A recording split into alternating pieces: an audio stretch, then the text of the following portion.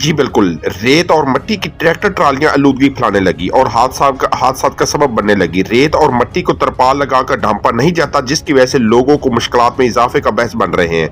गुज़िश्ता रोज एहलियाने मियां Channu road, Abdullah Chaudhary, Mehran खां, अबरार अली, सफात शाह, अफजल खां, सादक अली, हमाद, सज्जाद, वकार, आसफ नज़ीर व दीगर ने एहतजाज करते हुए बताया कि गुज़िश्ता रोज मुस्लिम टाउन मियां चन्नू रोड को ट्रैक्टर ट्रालियों के लिए बंद कर दिया और भरपूर एहतजाज किया गया, जिसकी वजह से मियां चन्नू रोड पर ट्रैफिक जाम हो गई। एहतजाज करते हुए अब्दुल्ला चौधरी ने कहा कि तरपाल से ढांपे बगैर मुजाफात से आने वाली रेत और मट्टी की ट्रैक्टर ट्रालियां माहौलियाती आलूदगी के साथ साथ हादसा का सबब बनने लगी हैं। शहर के मुजाफात और मुअल्लका इलाकों से मुख्तलिफ तामीराती कामों के हवाले से ट्रैक्टर ट्रालियों के जरिए लाई जाने वाली रेत और मट्टी को तरपाल लगाकर ढांपा नहीं जाता, जिससे मट्टी और रेत उड़कर पीछे से आने वाली ट्रैफिक बिलखसूस मोटरसाइकिल सवारों की आंखों में पड़ती है और आंखें बंद करने से वो हादसे का शिकार हो जाते हैं।